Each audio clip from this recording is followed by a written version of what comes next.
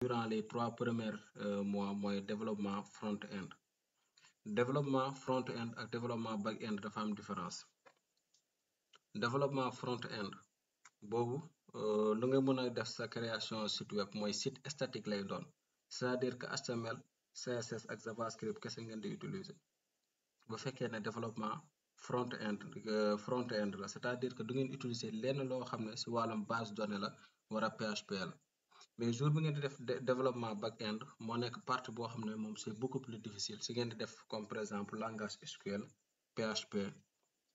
base données boobu moo nekk partie bu gën difficile bi. léegi différence bi entre développement front-end ak développeur back-end da ngay gis day am ñoo xam ne développeur yoo xam ne soit da ngay spécialisé wu si développement front-end soit nga spécialisé wu si développement back-end. mais yéen seen formation bi ngeen di def du ngeen am carrément spécialisation bi parce que ku mun a kuy spécialisé nu mu tudd sax jël spécialisation directement si front-end mooy koo xam ne da ngay mën Bootstrap, da ngay mën non seulement da ngay mën Bootstrap, da ngay mën framework, da ngay mën comme par exemple Angular, di nga mën comme par exemple Laravel, mën maîtriser HTML et CSS si niveau bu augmenté ak yeneen. loolu kooku la ñuy woowee développeur front-end, kooku front-end rek lay def côté serveur du ko laal. soo ñëwee nag si côté nu mu tudd sax développement back-end, développement back-end moom mooy àndal comme par exemple PHP, di nga am possibilité nga def PHP, langage SQL, Node.js, JavaScript, modélisation de base données. ñoo nekk les développement back-end, ñooñu back-end rek lañuy kii. il y a des formations yoo xam ne comme peut-être d'ici 5 mois su ngeen paree su leen neexee ngeen def ko parce que dina fekk ñu installé ko si plateforme bi muy formation en back-end moom moo gën a difficile. boobu soo gisee lancé wuñ ko mooy képp ku amul niveau bu xaw a kawe si HTML soo ko yóbbee si développement front-end dala fay sonal rek mais du fa def dara. looloo tax instant bi kon ñu bëri amuñu niveau moo tax dañuy bàyyi. peut-être yéen ñi ñuy former promo 2 3 4 ñoom suñu paree après nañ képp ku si bëgg encore mun nga fayaat pour nga def développement back-end foofu lu nga sa spécialisation lenn la mooy calcul serveur rek ngay liggéey.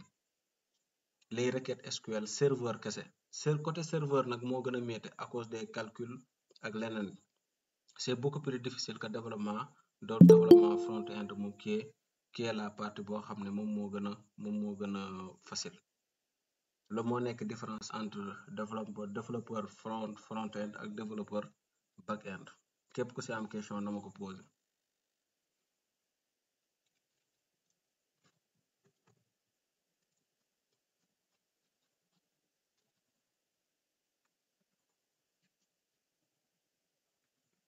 képp ku am question si lu ma doon wax na ma ko posé.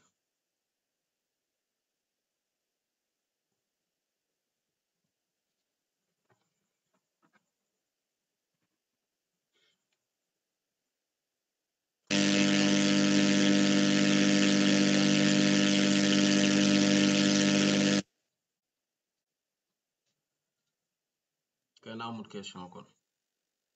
ok. avantage bi mooy formation bu ngeen di def mooy kon wax naa leen comme par exemple yéen bu ngeen def yéen normalement formation bi ngeen di def ni ngeen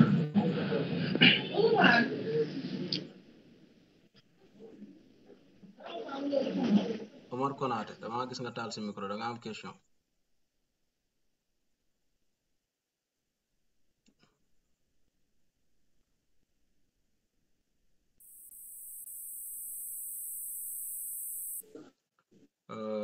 pour concernant les micros moom képp ko ma xam moom xam ne man dàq rek laay def.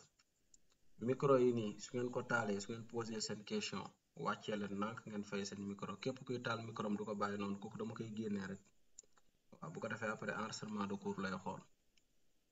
léegi concernant comme par exemple les opportunités boo mënte am mooy bu fekkee ne développeur front-end la moom lu ñu mënta defar mooy ce sont des sites c'est-à-dire que ay design lay defar le plus souvent. contrairement nag ak koo xam ne développeur back-end la nga nekk développeur back-end moo ëpp avantage nga nekk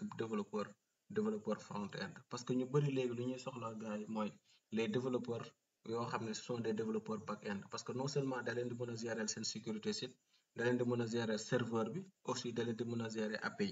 API mooy lan ce sont des requêtes les requêtes qui sont basées mën nga utiliser des API pour mën a def seen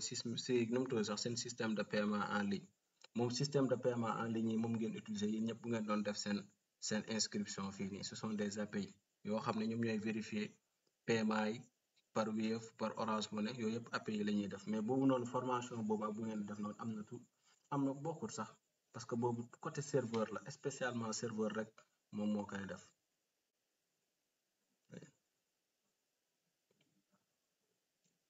ku am question nu ko posé si lii ma jot a wax nii.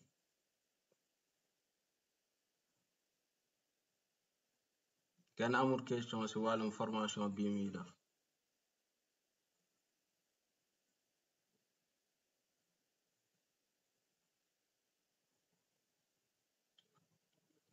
ok l'autre question mooy à la fin du formation attestation bu ngeen am concernant attestation bi waa promo 1 ñoom dañoo amoon problème bu pour ñu recevoir seen attestation parce que boobu noonu fekk na école bi ñu ngi koy doog a tijji école de formation en ligne mais actuellement ñoo ngi coordonné ak waa Promobile ay agence yoo xam ne comme par exemple Tigo Orange am na encore benn agence Infotech ak bépp entreprise yoo xam ne ce sont des entreprises yoo xam ne franchement si wàllum informatique la ñuy jot mais le problème avec ces entreprises ñoom ñoo jàppale plateforme bi mun nañu wax ne ñun ñëpp xam nañ ne formation en développement web kenn du ko defee 5000 c'est-à-dire que yéen heure bu ngeen fayee 5000 ñooñu ñooy def comme par exemple financement bi moo ngi mel ni comme genre 3FTP rek ñoom ñoo leen di dollil soit 2000 soit ñu dolli leen lu si des ñoom ñoo leen di jàppale comme par exemple si financement boobu ñooñu jour bi ñu si jàppul rek formation bi dootul nekkati 5000 mais day jóg mais à chaque fois ñuy lancer benn promo ñoom lañ koy wax mais encore si ñooñu moom it képp koo xam ne comme par exemple def nga sa formation bu pare waxuma la nag ñoo xam ne am na le plus souvent formation da ngay gis ñoo xam ne ay moyenne 5 lañ fiy génnee moyenne 4 moyenne 3 ñooñu taxut may wax comme par exemple ñu am des moyennes 15 16 ñu génn fii seen formation dañuy am opportunité ñu def comme par exemple stage comme c'est le cas de Lamine Ziguinchor la nekk bu mu paree après ku ñu doon waxal suñu coordonnateur bi si l'agence Tico moo ko jël foofu la nekk actuellement di def stage normalement si septembre bii la war a jeex moom moo jëloon meilleur si promo par exemple 2 soo demee comme par exemple promo 3 actuellement ñoo ngi def pareeguñ ñoom it suñ paree moom it dina am koo xam ne moo nekk meilleur boobu wala les 2 meilleurs dañu am possibilité ñu def leen stage parce que duñu yóbbu stage ñoo xam ne nekkuñu sur les meilleurs quoi parce que image yu plateforme bi la ñuy jël kon ñoo ñuy financé duñ jël n'importe qui si yéen ñu yóbbu ko foofu noonu parce que mënuñu ñoo financé ba pare ñu xool koo xam ne moom la niveau am gën a tuuti si yéen ñu jël ko yóbbu ko mais dem di def foofu stage loolu newul seen avantage parce que kooku su fa demee def fa di n'importe quoi image site bi encore lay yàqu c'est-à-dire que plateforme bi alors obligatoirement ñuy jël mooy ñu am des moyennes de 15 16 17 yoo xam ne franchement moom ñun wóolu nañ leen quoi si wàllum maîtriser nañ pratique bi maîtriser nañ li ñuy def ñooñu la ñuy jéem a jàppale suñu amee possibilité stage ñu def leen ko même bu fekkee benn 1 mois la ñu xool milieu entreprise dina am encore ñoo xam ne ñoom dañu leen di recruter actuellement si site bi formation tutoriel am nañ 5 développeurs je pense waaw 5 développeurs moo fi nekk maintenanciers yi sont au nombre de 10 maintenanciers yoo xam ne ñoo fi nekk ñoom ce sont des étudiants comme vous yoo xam ne dañoo ñëw fii di liggéey si plateforme bi moo ngi regroupé plus de 10 000 étudiants 10 000 étudiants benn nit mënu koo gérer développeur principal plateforme bi man maa indi idée bi man maa développé plateforme bi yëpp man maa ko def c'est-à-dire que développeurs yi fi nekk man maa nekk seen dirigeant de manière générale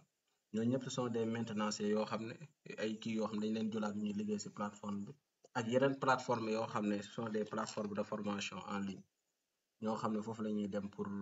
pour kii fa pour door fa de manière générale léegi képp ku am question moom je vous écoute ku amul question ñu continuer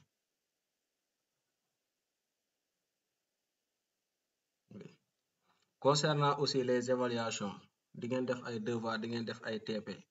bientôt dinañ leen diviser en plusieurs groupes yi suñu leen di diviser dañuy basé wu sur région c'est-à-dire que ñu dëkk Dakar ñooñu dañuy boole groupe ñu dëkk Thiès ñu boole leen groupe ñu dëkk Kaolack ñu boole leen groupe et pour finir ñu dëkk par exemple ay Saint-Louis ñu boole leen groupe léegi à partir de groupe yooyu da ngeen di def travail de groupe travail de groupe yooyu nag dafa am ay règlement yoo xam ne dañ koy suivre c'est-à-dire que suñu leen joxee projet de groupe su ngeen ñëwee bépp code bu ngeen munti def si seen projet da ngeen di être capable ngeen expliquer ko 2 personnes yu bokk même groupe kenn ki def projet bi yëpp kenn defu ko au hasard suñu introsé comme par exemple kenn ki répondre question bi kenn ki xamul dara si projet bi automatiquement groupe boobu am nañ 0 loolu moo nekk suñu règlement de manière générale. projet yooyu moom it da ngeen def examen comme par exemple c'est le cas du promo 3 instant bi la ñuy def seen première examen mais si biir examen bi 3 examen ngeen di def premier examen bi mooy éliminer informatique bi ak réseau bi xam nga yéen da ngeen def actuellement informatique ak réseau bi parfois day dem après pour mu indi les kii nu mu tudd sax indi PHP ak JavaScript ak SQL parce que yooyu foog mu ñëw léegi yooyu suñu ñëw obligatoirement informatique bi day dem ak réseau bi pour ñu mën a xajalante bi moo nekk seen premier avant ngeen di def loolu da ngeen def benn examen boobu mooy examen de manière générale am na ñoo xam ne ñu si am ay moyenne inférieure à 5 ñoom ñëpp dañu leen di éliminer kon nuñ leen ko waxee rek ñun xaalis bi taxu ñoo jóg quoi bu fekkee xaalis bi actuellement xaaj bi yëpp yéen suñu sponsors yi ñoom fayal nañ leen ba pare quoi fay nañ ñoom li ñuy fay ba pare parce que dañuy compter le nombre d'étudiants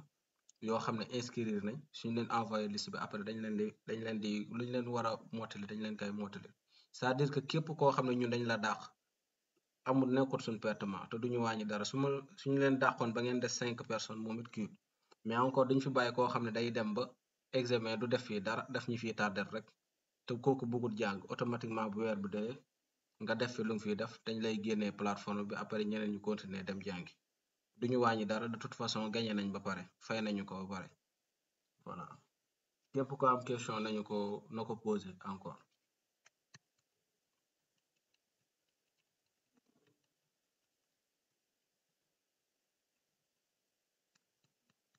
kenn amul question de manière générale.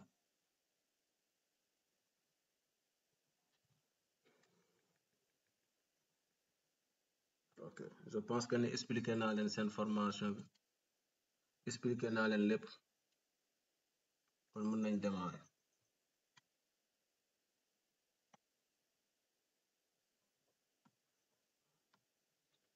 n'est-ce pas yéen a ngi gis samay partage d'écran bu nekkee yéen a ngi koy gis na kenn wax.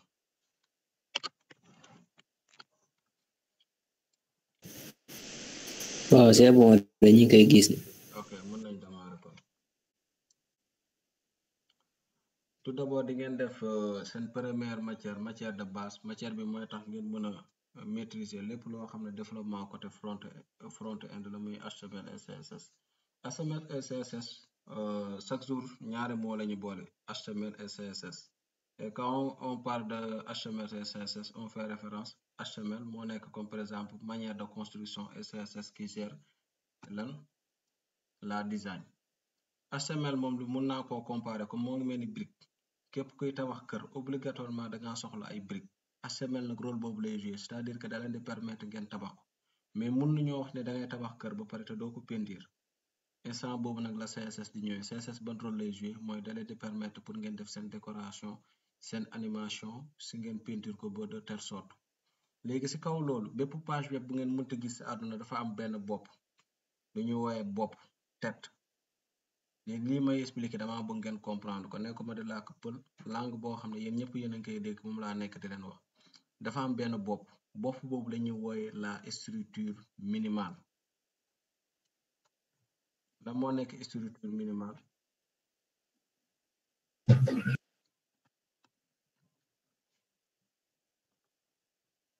lii moo nekk structure minimale bépp page web bu ngeen mënti gis ci àdduna obligatoirement dafay am structure minimale à l'excepté moo nekk page yu ñuy def en PHP bu fekkee ne PHP la tu peux coder sans mu am structure minimale en PHP tu as la possibilité nga coder benn page sans pour autant nga def ko en kii bi nu mu tudd sax mu am structure minimale PHP day fonctionner noonu mais bu fekkee ne sans PHP bépp document HTML bu ngeen mënti créer obligatoirement da ngeen ci war a def structure minimale ci biir structure minimale bi il y a les différentes parties yoo xam ne ñoo fi nekk mooy lan mooy doctype HTML doctype HTML moo nekk la déclaration d'HTML5 moom mooy permettre comme par exemple seen navigateur di xam ne kii version bi muy utiliser mooy HTML5 ñun ñëpp xam nañ ne avant HTML5 di am il y a des versions qui sont antérieures à l'HTML5 après lan HTML ñëw HTML mun nañ ko wooye c'est la racine de la page web. Pourquoi on l'appelle racine de la page web? Parce que moom mooy contenir bépp donnée boo xam ne comme par exemple bépp donnée boo xam ne qui est en rapport avec kii nu mu tudd sax la structure minimale HTML moom moo koy contenir moo tax ñu koy wooyee la racine de la page web, c'est-à-dire que sans moom page web bi du mën a doon. Et pour finir am nañ xit qui est l'entête du document et qui contient les méta-informations.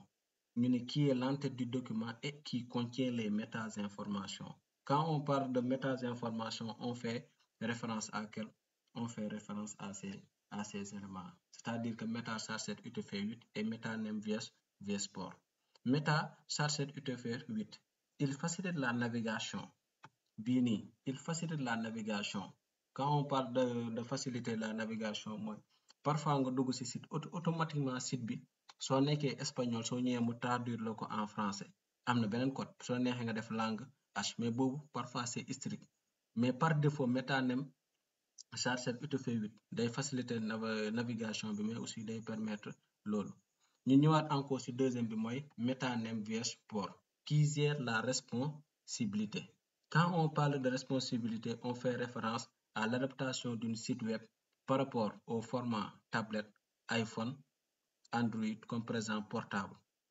loolu noonu lii ma wax nii su ma koy wax comme par exemple si wolof moo nekk bépp site boo mënti gis da ngaa soxla comme par exemple mu lire si format tablette. Site mun na baax si ordinateur te su ngeen ko xoolee si portable du baax loolu c'est possible. Site mun nga koo xool si format comme par exemple iPhone mu baax nga xool ko ci format Tecno Spark 4 du baax mais loolu lan mooy gérer l'adaptation bi par défaut lii moo koy gérer mais bii lan la fan la koy permettre mooy mu adapté wu ci ordinateur ak tablette peut-être mais su nga ko liiree comme par exemple ci ay portable téléphone portable ay Tecno Spark wala iPhone 4 wala 6 wala 11 da ngay gis automatiquement menu bi du day am problème moom mooy indi parfois nga dugg ci site nga lire ko gis bindi jaxasoo parce que responsabilité bi baaxut. Et pour finir il y a l'élément title. Title qui est le titre du document. Il y a deux types de titres. Am na titre du document et titre de la page web. ñoom ñaar dañoo am benn différence.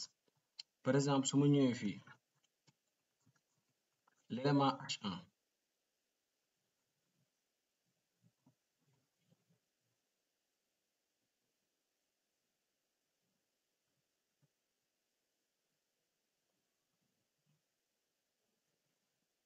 xaaral ma profité moom it pour expliquer leen enregistrement de document avant ma continuer parce que xaaj bi yëpp si yéen mënuñu enregistrer document c'est ça le problème da ngay gis fii ba P6 boo xam ne mënul enregistrer document léegi comme par exemple document su ngeen amee bépp éditeur de test bu ngeen mën a am muy lu fépp fu ngeen a nekk à l'aise pour def ko su ngeen di enregistrer seen document tout d'abord lu ma leen di njëkk a conseiller mooy seen biir document da ngeen koy sonder c'est-à-dire que da ngeen koy diviser en plusieurs parties ngeen di diviser seen par exemple seen disque dur bi comme par exemple su ma ñëwee xool fii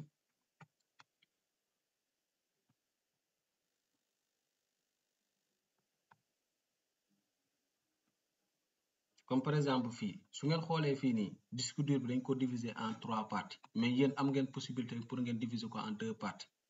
gis ngeen partie bi mooy disque local C. Disque local C lépp loo siy def automatiquement day dem ba seen ordinateur yi di ralentir problème boobu xam naa ne am na certains si yéen sax ñoo xam ne commencé nañ koo am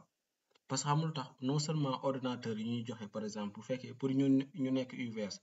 ordinateur yooyu baaxut mais encore fii disque local C bi mooy mémoire ordinateur bi soo ko yenee lu diis rek automatiquement seen ordinateur day commencé planqué wu di yéex et pour ngeen mën a éviter foofu pour mu xaw a tane tuuti da ngeen koy diviser en 2 parties non seulement su ngeen ko diviser en 2 parties beneen partie bi fii nii bépp loo xam ne bépp document boo xam ne mu ngeen war a defoo seen enregistrement page web ak lépp lu munti doon rek moom ngeen fay def su ngeen fa jour bu ngeen ko diviser en 2 parties da ngeen di dugg foo xam ne différentes parties yoo xam ne moo fi nekk comme fii ma bind page web fi ma bind page web jour bi ngeen ko diviser en 2 parties mun ngeen def page web ngeen cliquer ci su ngeen ko cliquer automatiquement da ngeen di gis les différentes pages yoo xam ne exo 2 exo 3 exo 4 exo 5 exo 6 exo 7 nii ngeen di ordonner seen document yi pour bu ëllëgee bépp bu exo bu ngeen ci soxla rek automatiquement da ngeen di ñëw ngeen cliquer ci automatiquement su ngeen ko cliquer rek da ngeen di gis mu affiché wu léegi su ngeen ñëwee fii lu ngeen war a njëkk a def mooy ngeen cliquer fii ngeen yóbbu ko comme par exemple mu nekk HTML su ngeen ko defee mu nekk HTML après ngeen afficher la structure minimale loolu jàpp naa yéen ñëpp mën ngeen ko su ngeen afficher la structure minimale am ngeen deux choix soit ngeen cliquer fii ngeen def comme par exemple save mën ngeen def save as wala save bu ngeen si def si ñaari baax na mais am ngeen aussi beneen possibilité mooy ngeen def contrôle S moom it loolu possibilité la su ngeen ko defee da leen di laaj fan ngeen bëgg a enregistrer seen document yi nekkul ne n'importe où ngeen ko war a enregistrer da ngeen di ñëw par exemple fu ñu def disque local fi anam sax PC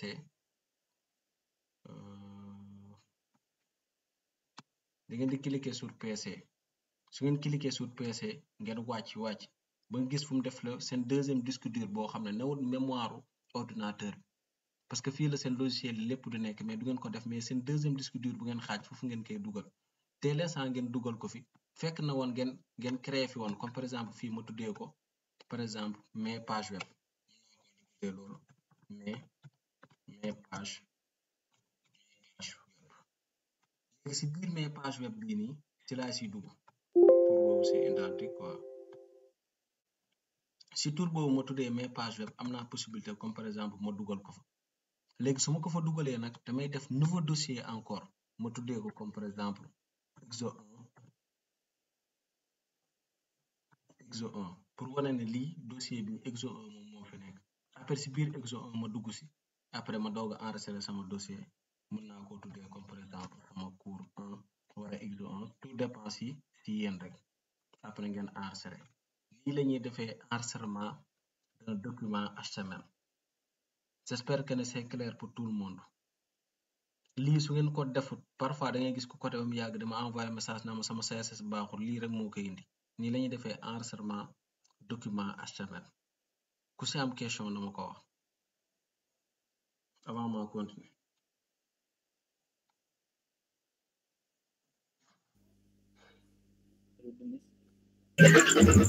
Bonsoir Denis. Pour partage bi kan ni ñuy partager kii PC.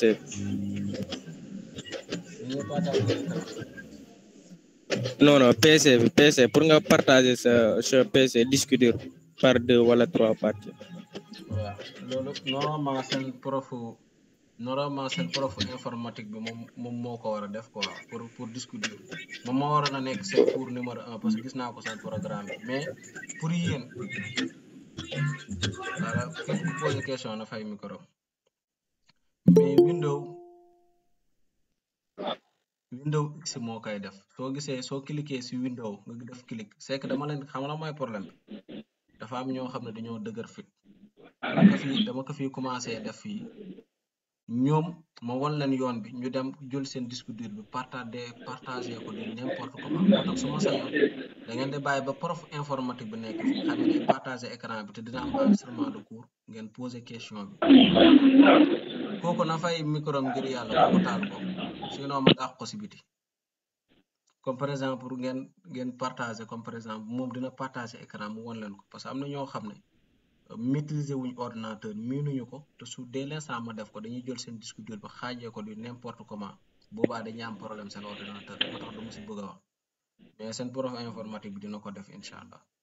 mais pour ñu dëgër fit ñoo xam ne nag ñoom mënuñu ko nañ bàyyi ba cours informatique mais ñeneen ñi window ak X ngay bës window X après nga def gestion des disques après nga partager ko gestion des disques moo la koy permettre window X def gestion des disques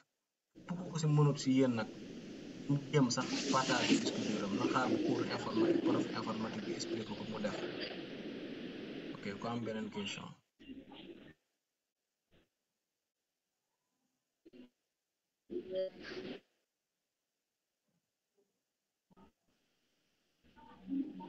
ko am beneen question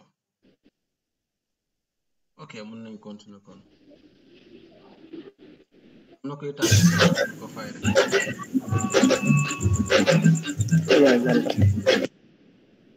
kuy taal micro du ko fay jour bu ma defee ni tombé mu taal ko kooku dina génn cours bi automatiquement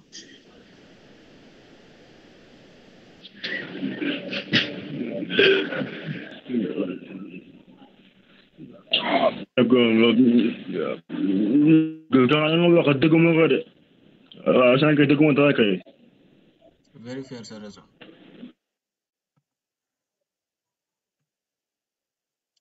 yow allo Denis yow soxna Ndiaye yow fii du sa cours yow promo allo 3 Denis nga nekk xanaa da ngaa jaawale sa saal yi soxna Ndiaye waa da ngaa jaawale saal yi yow nga am cours réseau la cours réseau dana am waaw léegi looy def si saal HTML léegi moo ma jaaxal waaw mën ngaa dem saal sa cours réseau léegi allo Denis waaw Denis waaw maa ngi lay dégg partage ordinateur boo defee gestion de disque ba pare da ngay def soo defee gestion c'est que xam na dama siy bañ a dugg daam ñoo xam ne dañoo dëgër fit dañ ciy jéem a def disque dur bi te bugguma koo laal mais prof informatique bi incha allah moom dina ñëw prof informatique bi su ñëwee moom facilement moom dina leen mën a expliquer quoi waaw moom mooy gën a yomb quoi mais soo defee comme par exemple gestion de disque ngay def soo defee gestion de disque automatiquement dina am lu mu lay dina jël temps mais dina am lu mu lay afficher loolu mu lay afficher dina am comme par exemple disque à louer foofu ngeen koy diviser prof informatique bi dina ko def ak yéen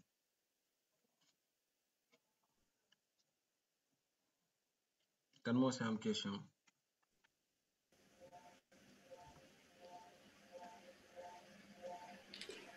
Bonsoir. oui bonsoir Oui, man comprendre ma nu ñuy enregistrer sur HTML. ni ñu enregistré document Waaw. xaar ma expliqué waat bi su ngeen ñëwee en temps normal seen document Sublime Text nii lay mel c'est-à-dire que day vide lu ngeen war a njëkk a def mooy da ngeen di def nii ngeen yóbbu fii HTML fii moom ngeen di njëkk a régler HTML dès l'instant ngeen régler ko HTML ngeen def contrôle S ngeen defee contrôle S après par défaut fii la leen di indi mais auparavant waxoon naa ne comme par exemple seen local mun ngeen ko diviser seen disque dur en deux parties yoo xam ne dañuy tolloo soo ko diviser en deux parties yoo xam ne dañuy tolloo soo ñëwee fii si PC am na partie boo xam ne spécialement yéen bépp page web bu ngeen di créer foofu ngeen koy def comme par exemple man fii la ma ñëw dugg foofu soo ko fi duggee foofu am na foo xam ne comme par exemple page web wala mais page web nga créer foofu noonu dossier bi bu dee amoo ko woon da nga koy créer mais li yëpp ba procédure bi benn yoon da nga koy def dès l'instant nga def ko comme par exemple créer naa foo xam ne mais page web la tudd dama fay cliquer su ma fa cliquer après nu may def sama exo 1 ngi nii boo xam ne enregistré woon naa ko damay ñëw créer waat beneen dossier si côté bi ma tuddee ko comme par exemple exo 2 exo 2 ma dugg si biir exo 2 su ma duggee si biir exo 2 ma ñëw si suuf ma enregistré comme par exemple ne lii moo nekk sama exo 2 ma enregistré ko nii lay demee nii lañuy defee enregistrement de document HTML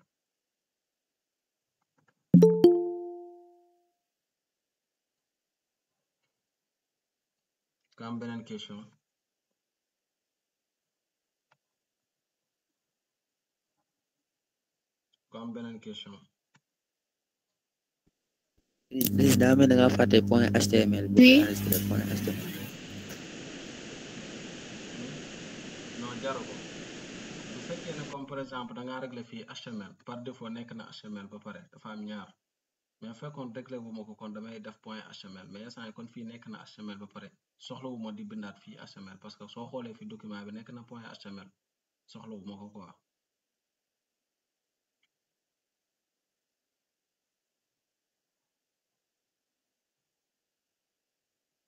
ku am question ok mën nañ continuer léegi lii moo nekk structure minimale bi fan lañ soxla Allô? oui Allô? Oui, Denis. oui am na question bu ma posé noonu ci chat bi ci message bi. man nag damay lire chat bëriwul de il faut ngeen di taal seen micro di poser question Ah, ok, ma ne kii document HTML on peut les enregistrer sur le bureau, non? loolu baax na mën naa répondre sa question mën nga fay sa micro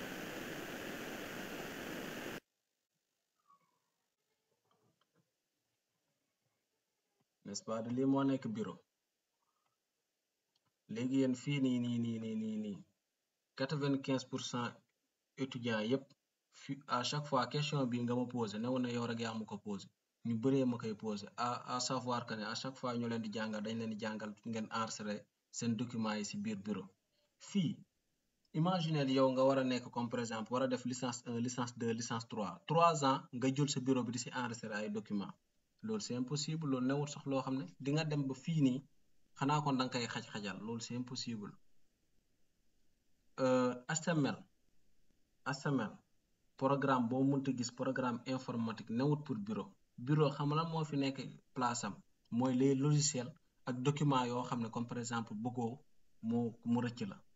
mais le plus souvent da nga koy créer fenn ci sa ordinateur foo xam ne spécialement foofu lay nekk comme fii lii yëpp ce sont des pages web yoo xam ne ñoom ñoo fi nekk sans fii moom it soo xoolee fii suñ ñëwoon fii lii yëpp ce sont des pages web yoo xam ne comme par exemple développé naa ko yoo xam ne nit moomu ko sant war a leen lii yëpp ce sont des possibilités yoo xam ne nit mun na koo def mais dem ba sa bureau dafa enregistré loolu ça ne se fait pas loolu bu ko kenn def loolu baaxul waaw ku am beneen question na ma ko posé ku am beneen question na ma ko posé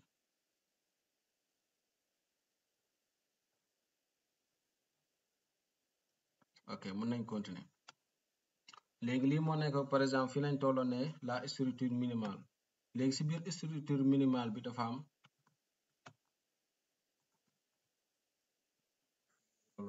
l'élément title lañ tolloon ci l'élément title ma ne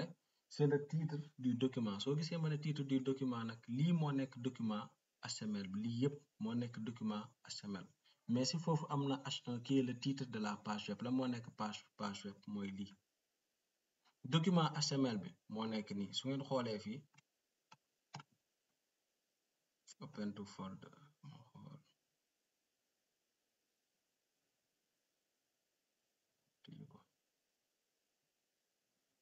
lii moo nekk document HTML bi lii moo nekk document bi moo nekk fichier HTML bi moo nekk document HTML bi tandis que bu fekkee ne page web bi nag page web bi moo nekk nii lii mooy page web bi lii la ñuy wooyee page web ama changer couleur bi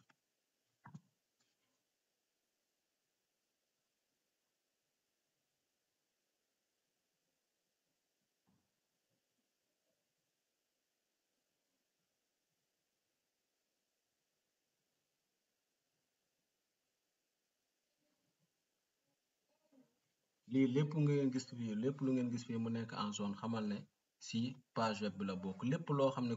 couleur jaune la si page web bi la léegi document bi nag moom si kaw fii la commencé lii nii moom mooy gérer comme par exemple lii yëpp nekk fii nii de manière générale moom moo nekk le titre du document ban document la moo nekk fichier HTML bi moom lay gérer ñoom ñaar loolu moo nekk seen différence si côté foofu noonu moom it si structure minimale am nañ body moom la ñu woowee le corps du document soo gisee ñu ne le corps du document lépp loo xam ne wàllum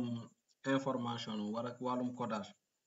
automatiquement fan ngeen ko war a def mooy si body d'une manière générale li la ñu woowee structure minimale ma delluwaat doc type HTML moo nekk la déclaration d'HTML5 moom mooy permettre lan moom mooy permettre navigateur bi mu xam ne carrément ne kii HTML5 la nekk instant bi actuellement di naviguer nawut di def comme par exemple les versions antérieures am na aussi HTML moom moo nekk qui est la racine de la page web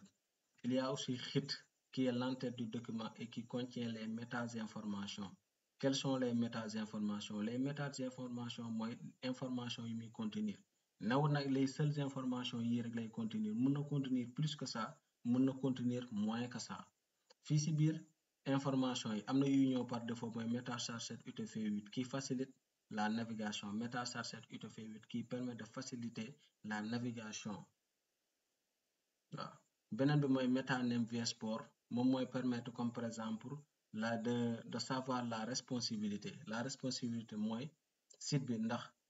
adaptation baax na soo ko xoolee au format tablette format iPhone format comme par exemple Tecno Spark 5 moo koy gérer am na aussi title qui est le titre du document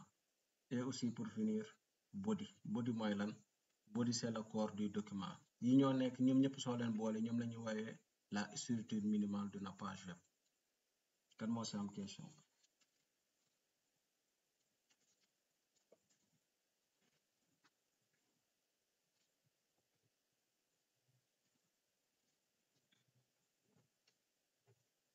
kan moo si am question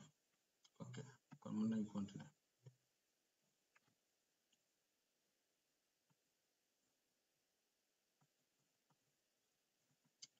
ñu ne tout d'abord vous allez commencer par créer une page web simple soo gisee ñu ne vous allez commencer par créer une page web simple mooy lii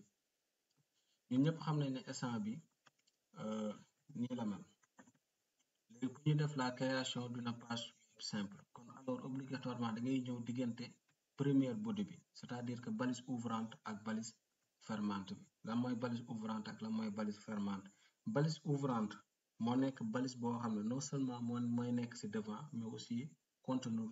slash alors que balise fermante non seulement mooy nekk derrière mais aussi day contenir benn slash comme par exemple su ma fi déclaré woon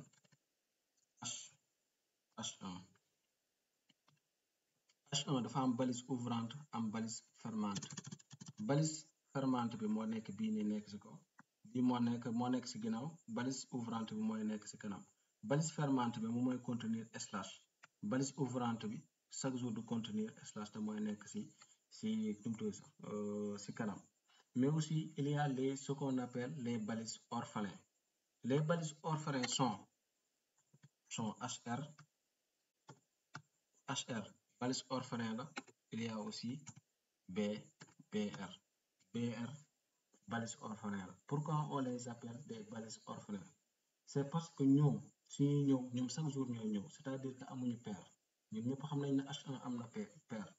article am na paire section am na paire nu mu tudd sax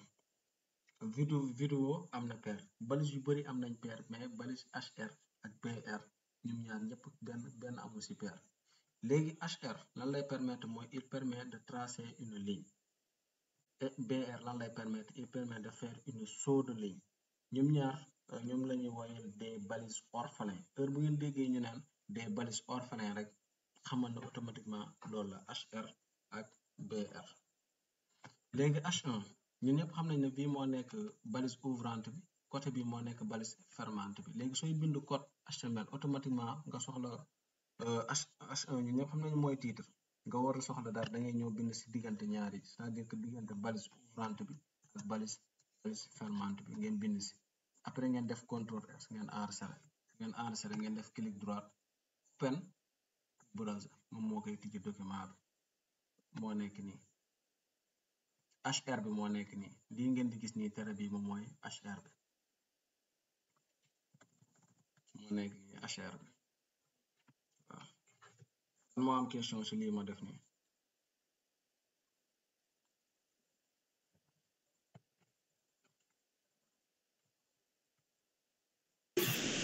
allo oui Déni lan moo tax nga bind sa tur bi ci kii en minuscule lu tax ma bindee sama tur bi en minuscule waaw parce que dama ko bëgg a bindee en minuscule rek ñëw daal démonstration laay def ma def ko en minuscule d'accord amoon naa possibilité moom it saa ma bindee ko en minuscule su ma neexoon mën naa koo defee lépp en majuscule gis nga yëpp en majuscule ça dépend loolu moom ça dépend si nit ki rek bind naa ko lépp en majuscule loolu kay type d'écriture bi moom dépendul ci dara gis nga lépp nekk na en majuscule loolu amu ci importance noonu quoi. léegi ci côté boobu ñu ne vous avez la possibilité d'avoir jusqu'à 6 titres, c'est-à-dire que am ngeen possibilité ngeen am H1 H2 H3 H4 H5 H6 comme par exemple fii vous avez la possibilité 4 5 6 et loolu am ngeen possibilité ngeen am H2 am ngeen possibilité ngeen am H3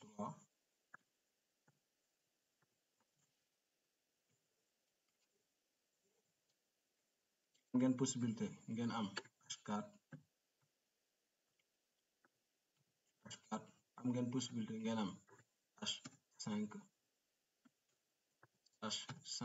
am ngeen possibilité ngeen am H6 c'est-à-dire que ku nekk am nga possibilité nga am jusqu'à 6 titres ci sa page web. À partir de 6 titres mënoo amoo possibilité pour nga am ay H7 wala H8 wala H9 wala H10 loolu ko élément yoo xam ne ça existe quoi. léegi nag ci différents titres yi ñun ñëpp xam nañ ne bii moo nekk comme par exemple H1 bii moo nekk H2 bii moo nekk H3 H4 H5 H6 su ngeen xoolee dafa am benn différence bi fan la nekk mooy au niveau de la taille. Au niveau de la taille ngay xoolee différence, c'est-à-dire que H1 moo nekk partie bu gën a rëy moo gën a mag suivi de H2 H3 topp ci H4 H5 H6 H6 moom soo xoolee kon genre taille paragraphe la mais moo gën a foncé paragraphe.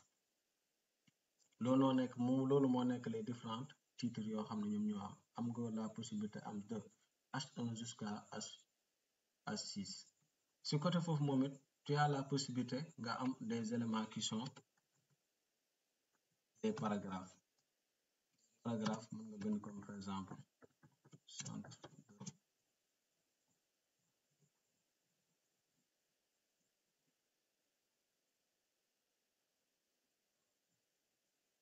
centre de formation par exemple les tutoriels. léegi ci biir titres yi moom it am nga possibilité nga am plusieurs titres bi moom c'est à l'infini quoi bi newul comme par exemple obligatoirement ne dangaa war a am par exemple 5 wala 6 wala kii bi bu fekkee ne comme par exemple kii gi nu mu tudd sax paragraphe yi c'est à l'infini mën nga am jusqu'à 1000 paragraphes moo ngi nii titre bu nekk defal naa ko paragraphe nu mu tudd sax titre 1 am na paragraphe 2 am na 3 am na 4 am na 5 am na 6 am na 6 rek moom moo laa mu defarut comme par exemple paragraphe yu ci des yëpp am nañ ay paragraphe yi su ngeen xoolee même écriture la même taille jaana mais am naa encore possibilité may augmenter samay paragraphe jusqu'à 1000 paragraphes mais bu fekkee ne titre la ba ñaata façon titre la am mooy 6 possibilités rek la am 6 yi su xasee ba mat rek aw ma possibilité pour ma tànn beneen type de titre mais bu fekkee ne comme par exemple paragraphe je peux choisir jusqu'à 1000 paragraphes 2000 paragraphes du wàññi dara foofu amul limitation c'est am question na ko posé.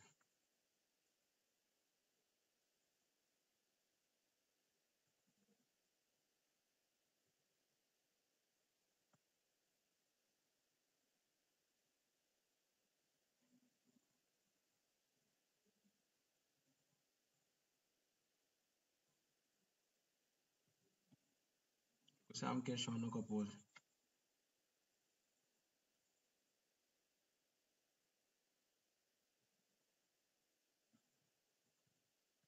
c'est am question na ko posé.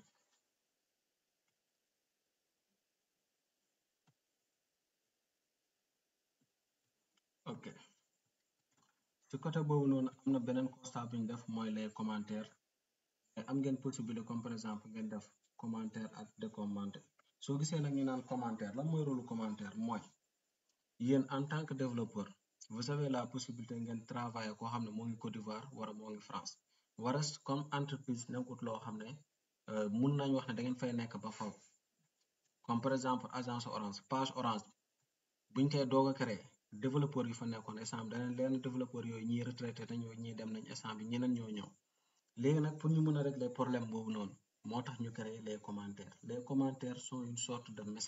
message loo xam ne lan la entre développeurs c'est-à-dire que fépp fu ngeen di munti liggéey comme par exemple ma ñëw ba fii mën naa fee bind comme par exemple ma bind fi c'est le titre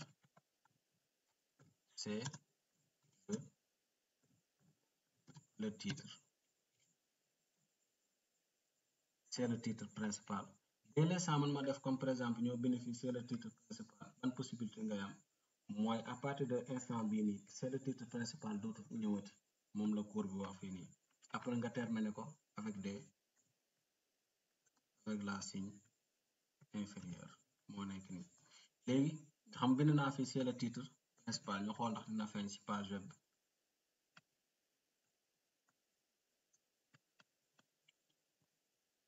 su ngeen xoolee gis nga ko partie boobu nekkul ci biir page web bi te pourtant def nañ ko bind naa c'est le titre principal mais newu fi mais instant bi navigateur bi da koy interpréter comme étant message boo xam ne c'est invisible c'est-à-dire que képp ku ne amul accès ci code source bi yow waroo koo gis et d'ailleurs vous avez la possibilité ngeen kase lépp su ma neexoon par exemple ma ne ko yemale fii ñëw comme par exemple ci H4 bi ñëw comme par exemple nga ne fii nga koy yemale comme par exemple ci H4 bi mun nga wàcc encore plus que H4 bi nga yemale ko foofu ci H6 bépp loo xam ne da nga koo supprimer rek gis nga ko instant ñun ñëpp sont dañoo xaw a fulu titre gris lañ am dès l'instant mun ma fermer ko su ma ñëwee fii ma fermer ko rek automatiquement reprendre nañ seen couleur habituelle kon suñu leen waxee commenter mooy lan mooy rôle mooy il permet de laisser des messages à d'autres développeurs loolu moo nekk rôle commentaire que si am question na ko poser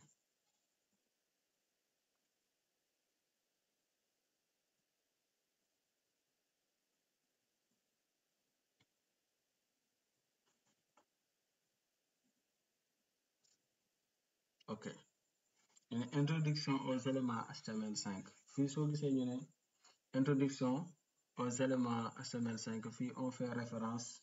aux balises d'imbrication balises d'imbrication nag mooy ce sont des balises qui contiennent d'autres balises bépp balise bi ñu woowee balise boo xam ne dafa imbriqué rek xamal ne balise boobu dafa contenir beneen balise et aussi il y a des balises qui sont descriptives et exemple de balise descriptive am nañ mais header footer nav vidéo article ak section ce sont des balises qui sont descriptives mais avant ñu ñëw ci balise yooyu doon dañ leen di njëkk wax la mooy élément d'imbrication moo nekk balise boo xam ne moom day contenir beneen balise comme par exemple su ma xaar ma wàññi fii supprimer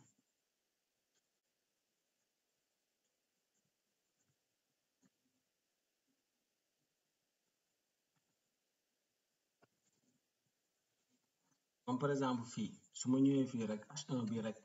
kenn du ko woowee élément d'imbrication parce que moom instant ban rôle la jouer rôle titre simple la jouer mais dès l'instant ci biir H1 bii nii dès l'instant ci biir H1 bi ma ñëw ji benn balise boo xam ne balise H1 la ci biir H1 bii nii ma ji fi benn balise boo xam ne paragraphe la P lii la ñuy woowee élément d'imbrication c'est-à-dire que H1 dafa imbriqué P dafa contenir P léegi fii nag ma doog see bind Denis Collé léegi fii rôle H1 lan la mooy élément d'imbrication lan la par rapport à P c'est-à-dire que moom moo contenir P mais H1 rôle am nekkul rôle d'imbrication mais mën nañ ko utiliser comme mu contenir parfois dañ koy soxla mais si en codage normal rek H1 loolu newut liggéeyam léegi nag cours bi mu lay wax am na ay éléments yoo xam ne spécialement ñoom loolu moom mooy seen liggéey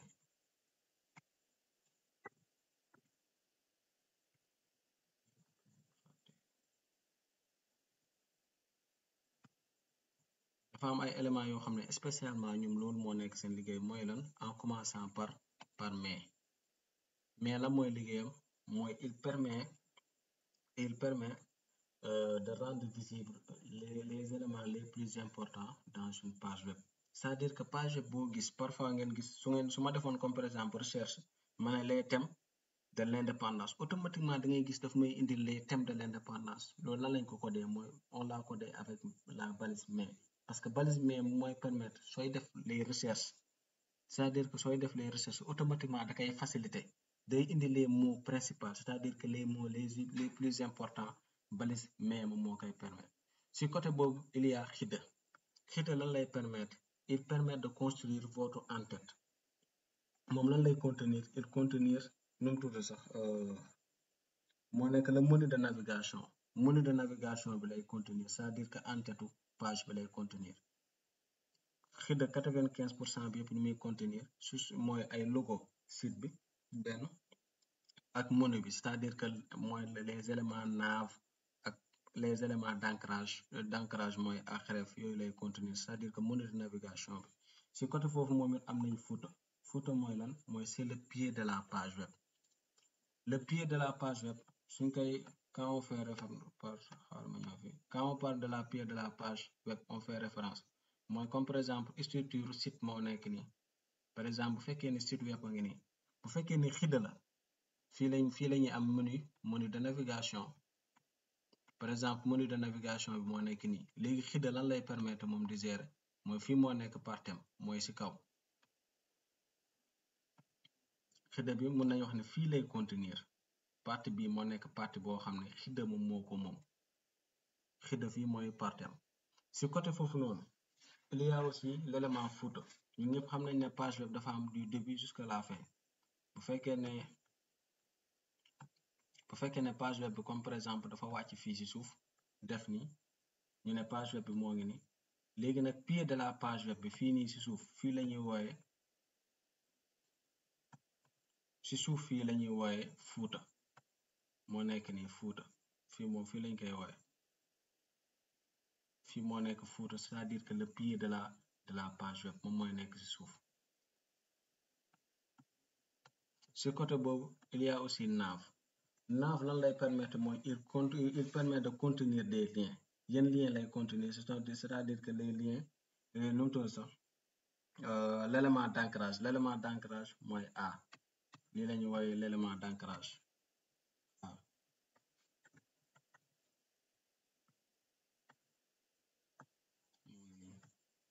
lii la ñu wooye A nag moo nekk l'élément d'ancrage c'est-à-dire que signification bi encre kese la ñu koy wooye l'élément d'ancrage moom lan lay permettre mooy day leen di permettre pour ngeen mën a bind pour ngeen mën a inclure seen menu de navigation wala ngeen di bind des liens vers d'autres secteurs moom it dinañ ci ñëw ci cours bi avant ñoo jeexal bu fekkee ne tey war a cours bii ni di ñëw dañ ñëw sur les différents types de liens incha allah ci côté boobu aussi am na vidéo qui est un élément multimédia soo gisee ñu naan un élément multimédia moo nekk élément yoo xam ne day contenir des photos des audios wala comme par exemple des fichiers qui sont des fichiers multimédia vidéo ci élément yooyu la bokk lan lay contenir moom il permet de contenir des vidéos mais nag vidéo du ñëw mukk seul c'est-à-dire que vidéo dafa am ay code yu muy àndal code yooyu noonu mooy permettre son insertion c'est-à-dire que mooy permettre nit ki mun koo insérer léegi moo tax moom it mu bokk sur les balises d'imbrication parce que day contenir d'autres balises yoo xam ne ñoo leen di permettre pour mu mun a fonctionner am na aussi article qui permet qui contient des éléments qui sont indépendants de la page web ce sont des éléments yoo xam ne comme par exemple su ma ñëwoon fii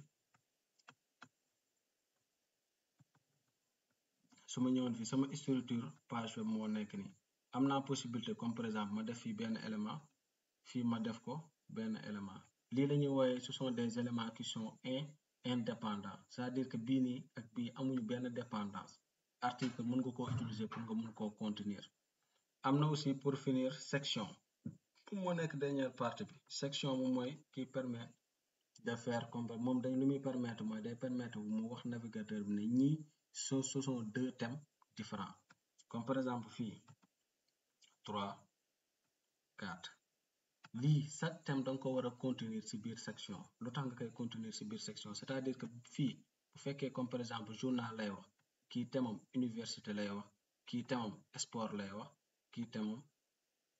animaux lay wax c'est-à-dire que 3 thèmes yi yëpp sont des thèmes différents léegi jour booy bind codage bi c'est-à-dire que codage su partie bi ni obligatoirement da ngay tijji balise section moom mooy nekk fii section pour fermer ko section fii mu am section fii section c'est-à-dire que ñoom ñëpp ku nekk da ngay am sa section boo xam ne moo lay tijji moom moo lay fermer parce que ñoom ñëpp ce sont des thèmes qui sont qui sont différents ku am question na ko poser.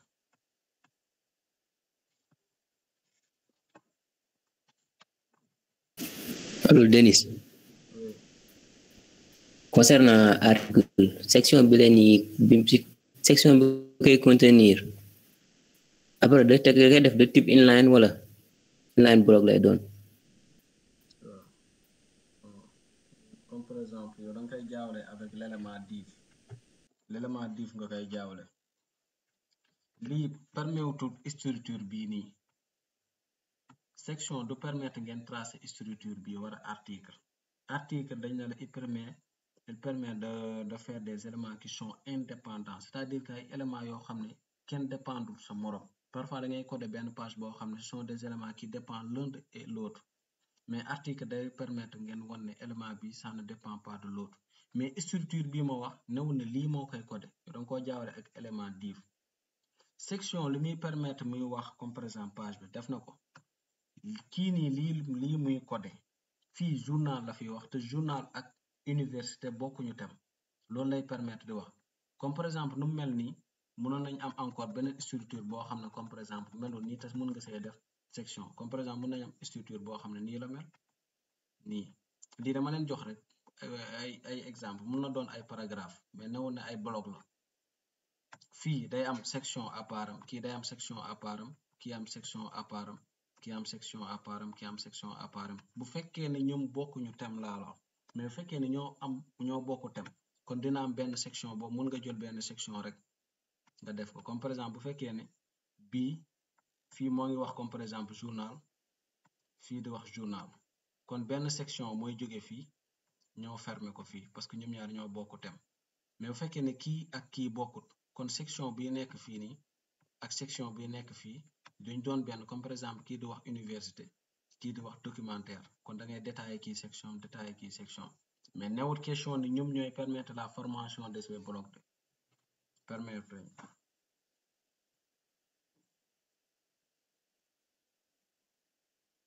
Ok, c'est bon, merci. Alors Denis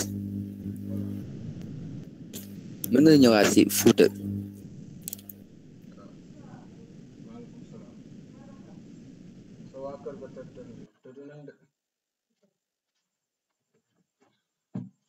par exemple Fouta moo nekk c'est le pied de la page web lu ma si expliqué woon mooy structure bu ngeen mën di gis dafay am comme par exemple lii la ñuy woowee structure seen page web comme par exemple lii la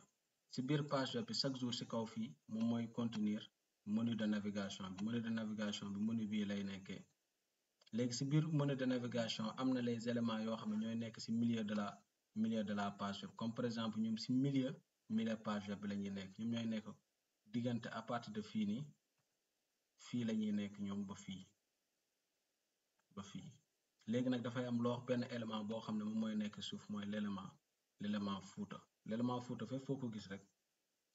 moom mooy féetee ci suuf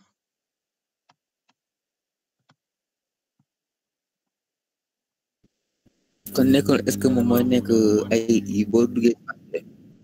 lii nii léegi mooy boo ne duggee si page web waaw waxal mais est-ce que nekkul boo duggee si page web par exemple nga dugg si benn page web boo duggee da nga fekk suuf ay Instagram ay Facebook yooyu noonu. waaw yooyu yëpp si mën nañ koo continuer waa si biir Fouta yooyu yëpp si biir Fouta la bokk parfois nga gis fa encore copyright arobase dara 2012 kon loolu yëpp sont des éléments Fouta. Ah d'accord maintenant le milieu nag ban balise la milieu au milieu. loolu ça dépend si sa codage balise bu nekk mun na faa nekk ça dépend yow loo fa bëgg a def kenn mënta wax de manière exacte ne lii moom moo fay nekk tout dépend ni mooy loolu. léegi ci kaw moom mooy naav bi ci kaw ji ci kaw mooy naav. si kaw mooy. naaf. si kaw de naaf de mooy xidda bi c'est-à-dire que l'antenne si kaw fii nii lii mooy xidda bu mooy nekk fii nii si partie bii nii fii l'élément xidda bu moo fay def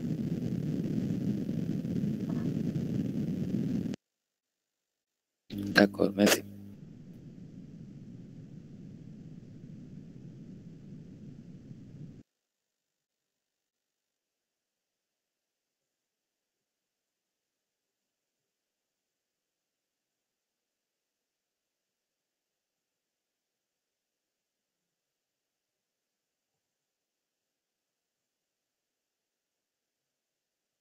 Comme beneen question.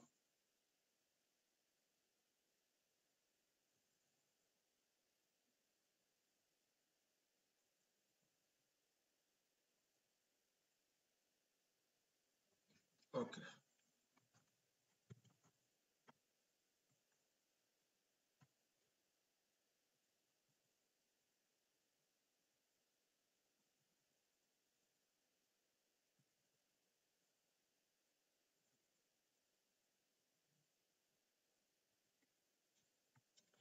Fii moom it ñu ne vous avez la possibilité d'ajouter des images à votre site web, c'est-à-dire que site web boo mënti gis vous avez la possibilité pour ngeen yokk ci ay photo nu ngeen mën a amee possibilité yokk ci ay audio ay photo ay vidéo bu leen neex mën ngeen see def mais bu fekkee comme par exemple bii la image sérieuse image point jpg c'est-à-dire que su ngeen bëggee yokk fii comme par exemple photo wala dara obligatoirement lan ngeen di def mooy da ngeen di ñëw ci seen page web ngeen tijji balise bi balise img moom mooy permettre pour ngeen mën a intégrer photo léegi dès l'instant ngeen def balise img fii lan ngeen fii def mooy turu photo bi ngeen ci def c'est-à-dire que soit mu nekk par exemple Denis point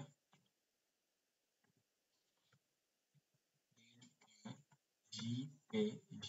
bu fekkee ne photo bi format jpg la bu fekkee ne photo bi format jpeg la fi dama fay yorut photo moo tax côté bi foog naa yoruma fi benn photo yoruma ci benn photo boo xam ne moo nekkee côté bi quoi yeneen photo yëpp dañ ma sori looloo tax léegi da ngay def comme par exemple denis point jpg soo defee denis point jpg denis bii nag moo nekk turu photo bi jpg bi moo nekk propriété photo bi da ngay def clic droit nga def propriété photo bi léegi lan moo ci des mooy nga bind fii alt bi alt mooy lan il permet la visibilité ban visibilité mooy bu fekkee réseau bi neexut wala dara automatiquement moom mooy wane ne lii photo de Denis la ngeen bind fii comme par exemple alt bi ngeen bind photo de Denis pour en cas su réseau bi neexut carrément ne lii photo de Denis moo nekk côté bi après ngeen déterminer width bi ak xëy bi mais loolu après la fii ngeen déterminer width bi comme par exemple taille bi mën ngeen wax ne comme par exemple c'est 100 px ngeen déterminer bi ak largeur bi 100 px ngeen déterminer xëy bi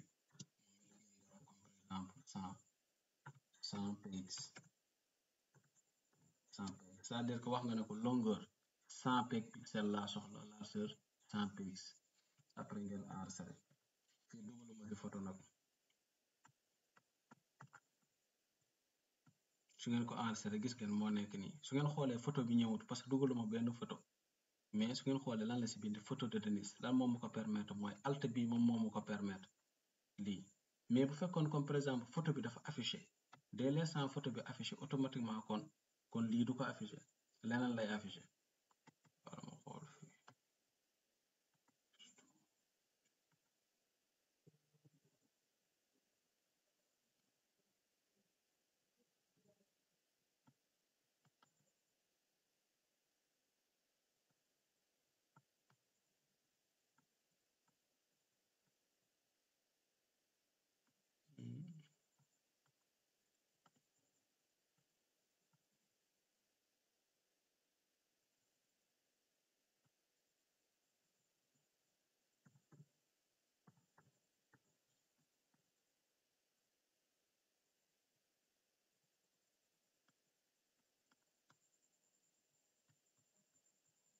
gis ngeen instant bi photo bi affiché na c'est-à-dire que photo bu ma def fii tour bu ma def sama dossier bi dugal naa photo bi dossier bu nga créé woon boo xam ne dossier bi exo 1 la foofu laa dugal photo bi ma tuddee ko Denis nan nga mën a xoolee propriété bi mooy da ngay def clic droit nga def propriété soo defee propriété bi moom moo lay woon soit mu nekk suñ la bindalee comme par exemple dossier bi non cliquer ko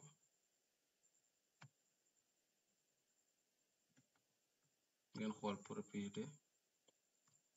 propriété bi fii su la affiché JPG ngay bind su la affiché JPEG ngay bind su la affiché les PNG ngay yokk fan nga koy yokk mooy fii nii da ngay bind tur bi kon tur bi nu mu fa nekkee nga bindee ko fii nii nga yokk si soit JPG wala PNG wala JPEG après alt bi moom expliqué naa leen ko moom mooy permettre faciliter ko dès l'instant photo bi affiché su ngeen xoolee gis ngeen xam nga affiché gut photo de Denis Coly mais dès l'instant bu fekkoon ne photo bi affiché wut rek automatiquement par défaut da leen di wan ne photo bi lii moo nekk place am après ngeen déterminer longueur bi ak largeur bi comme par exemple 8 bi su ma ko yóbboon 500 ngeen xool nu muy demee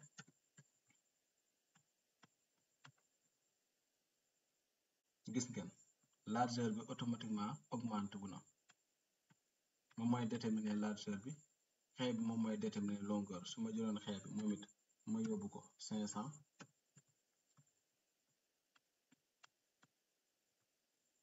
automatiquement gis nga moom it augmenté wu na c'est-à-dire que augmenté wu na si longueur mais aussi augmenté wu na si largeur ñaar yëpp la augmenté wu loolu moo nekk comme par exemple élément IMG élément multimédia la kan moo am question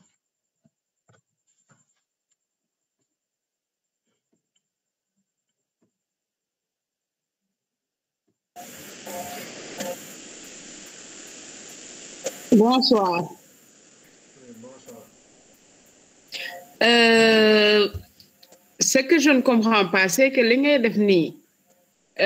ban kii nga nekk nii ban est-ce que ci application la wala ci logiciel ou fan nga nekk nii li ngay bind. waaw. ban filière nga nekk. mi. mosoo def cours. non. examen semestre bi defoo. si. kon noo def ba def ko. kii ji nuñ koy waxate sax mooy cours yi. cours yu ñuy télécharger. waaw ci yooyu laa basé wu.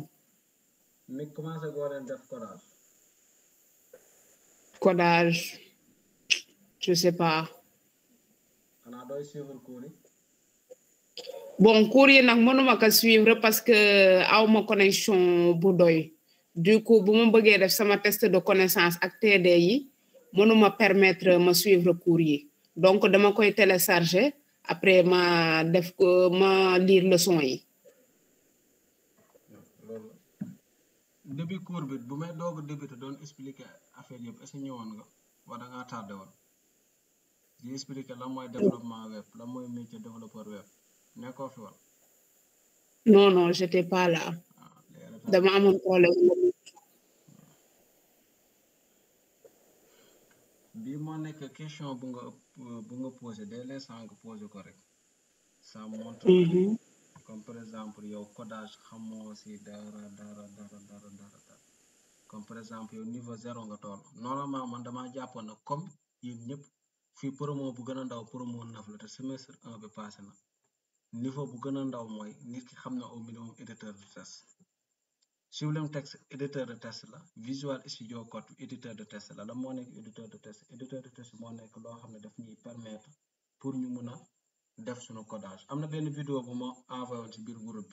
bi benn waaye di si expliquer la mooy formation développement web seetaanoo ko. non non gisuma vidéo boobu de. yooyu doo gis dara yow dara doo ko gis yow tamit dara xanaa dooy lire message du groupe bi. si. lii moo nekk lii éditeur de test la moo nekk logiciel bi après nga télécharger ko lii la ñuy wooyee Sublime Text moom moo nekk logiciel bii nii Sublime Text lañ koy wooyee donc soo ko tapee si net bi di nga ko mën a télécharger am na logiciel bii éditeur de test la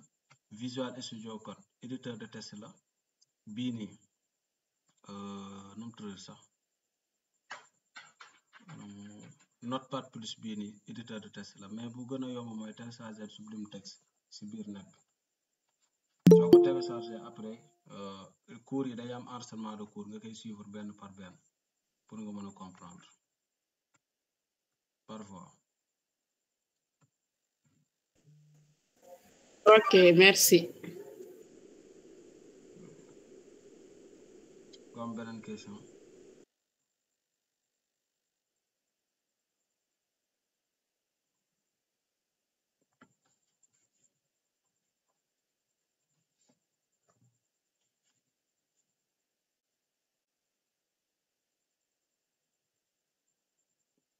Comme beneen question.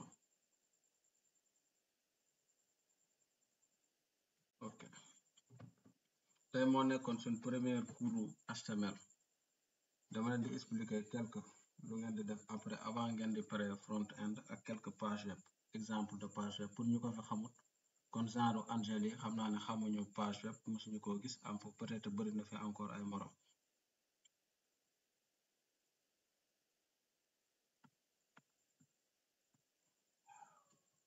soo gisee ñuy wax ay page web on fait référence comme genre bii nii luy voici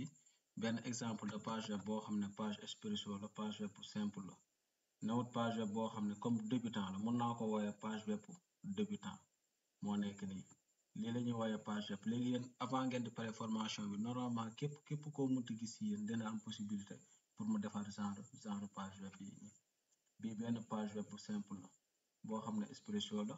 lii si kaw nii nekk fii mooy ce sont des menus de navigation la am ngeen aussi beneen possibilité mooy mën ngeen créer benn page boo xam ne ce sont des applications web mais bii moom yéen seen formation du fa yegg mooy ce sont les applications web moo nekk ni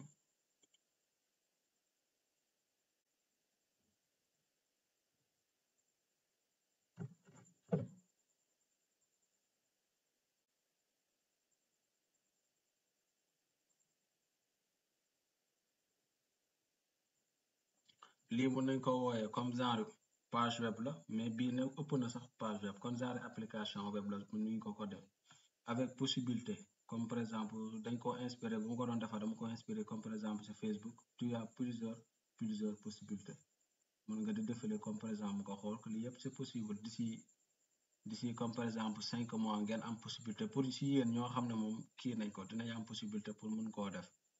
di yëpp mais dafa am JavaScript lañ ko boole tu as la possibilité comme par exemple nga changer version bi mu nekk en noir et en blanc nii yëpp ce sont des possibilités yoo xam ne normalement diggante fii ak 5 mois di ngeen am bu fekkee ne si yéen am na ñoo xam ne moom fonk nañ affaire bi normalement war nañ ko mën a def si côté foofu moom it dans leen wan tuuti JavaScript boo xam ne ce sont des JavaScript qui sont orientés objet JavaScript soo gisee ñu naan moo ngi ni fichier JavaScript baa ngi ni soo gisee ñu naan utilité JavaScript mooy JavaScript fu muy gën a jouer mooy jour bi ngeen defee seen codage pour ngeen mën a gérer comportement seen page web comme seen page web lan la mën a comporter woo yëpp de toute façon di ngeen def après code bi comme par exemple nii lay comporter woo mais nii lay mën a comporter woo kon genre boobu noonu lan moo koy jouer mooy JavaScript moom mooy jouer rôle boobu noonu ne la comportement bi nii la war a demee wala nii la war a demee sama réseau bi moo xaw a yéex lii yëpp bu ma koy soo koy def da ngay utiliser des bootstrap yooyu ngay utiliser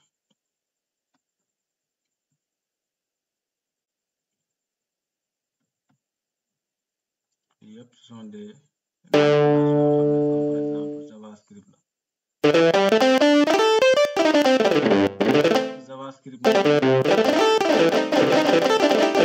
JavaScript moo leen mën a permettre pour ngeen mën a def lii nii à part JavaScript amul benn langage boo xam ne peut-être Python wala côté PHP dinañ ko laal waaw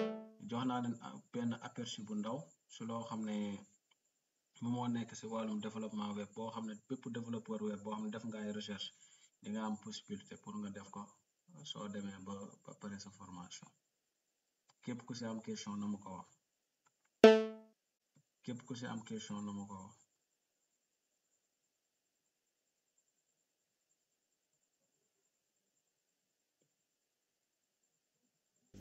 allo Denis waaw allo Denis waaw maa ngi lay dégg allo Denis waaw maa ngi lay dégg ci page nga indi woon sànq mooy Facebook bi waaw boobu PHP da see joué rôle wala. amul benn PHP développement front end la pur et dur amul benn page amul topp sax PHP ba kii moo ko defal HTML CSS ak tuuti JavaScript. ok d'accord. PHP fenn rek lay jouer rôle mooy jour bu ngeen bëggee utal c'est-à-dire que page bi lu muy rafet page bi instant bi amul benn moyen pour nit mën a enregistrer information. JavaScript bi fii la jouer rôle si lii la jouer rôle gis ngeen lii CSS mën na ko mais JavaScript moo ko gën a mën encore fan la jouer rôle mooy instant bi maa ngi défilé fii dafa waroon a défilé côté bi dafa waroon a défilé mais lu tax défilé wut mooy gis nga benn partie rek moom mooy défilé si biir page web lii JavaScript moo mën a wax comportement page bi na ko à partir de nit su ñëwee bës page web bi comme par exemple automatiquement nit ki fii rek la war a mën a yem loolu moom moo koy permettre moom foofu lay jouer rôle bi jeex na lii yëpp sont des pages yoo xam ne HTML ak CSS kese ñun ñoo ko def HTML CSS kese bii JavaScript kese moo ko def ak tuuti HTML moom moo ko def. léegi instant bii nii PHP bu doon intégré aussi page boobu noonu ba rôle lay war a jouer. PHP fi mu doon intégré si page Facebook ban rôle lay jouer mooy moom mooy permettre de gérer les utilisateurs benn utilisateur mooy instant bi site bi amul benn utilisateur instant bi lépp loo si enregistré day naaw si air bi mais PHP su ñëwee da koy utal base données moom mooy relier base données bi ak site bi de telle sorte que képp ku mën a enregistré comme par exemple yéen su ngeen di dugg seen compte Facebook su ngeen duggalee seen identifiant ak seen mot de passe mu mën a bind comme par exemple diw est en ligne mu mën a afficher comme par exemple nombre d'utilisateurs bi say ami Facebook ñoom ñëpp dañu fa am compte PHP moom moo mën a gérer comme par exemple compte yooyu noonu.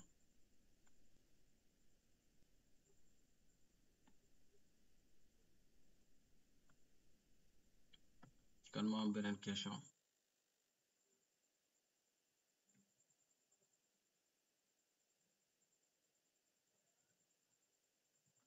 ku am beneen question.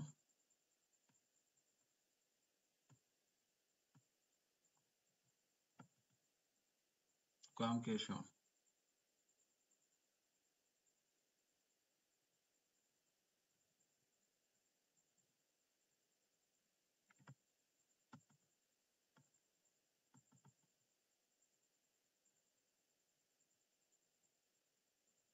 ku am beneen question na ko wax lii yëpp ce sont des pages yoo xam ne HTML CSS rek moom moo ko def amul benn PHP ku am beneen question na ma ko wax. sànq lu ma leen doon expliquer moo nekk noonu su ngeen xoolee page bi lii moo nekk fuuta bi moo nekk nii si suuf fii menu de navigation bi fii si côté la nekkee menu de navigation bi ëllëg mu nekk si kaw menu de navigation bi si côté lañ ko defee lii moom am ngeen possibilité jour bu ngeen dem bay côté ngeen def ko lii nii CSS la CSS moom moo permettre te mu tudd sax défilement image yi ku am question na ko wax lii yëpp avant ngeen di pare di ngeen ko def ay projet mais newut loo xam ne yéen mais yéenay def seen recherche à travers seen projet yéen a koy def ay tuuti explication ngeen ci am parce que kenn mënu leen jàngal ay lu mat ay millions de balises kenn mënu leen koo jàngal mais dañ leen di teg ci yoon bi rek ku am question nañ noo wax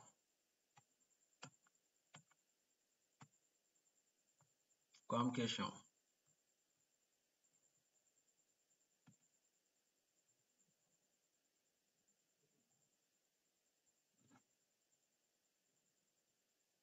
ok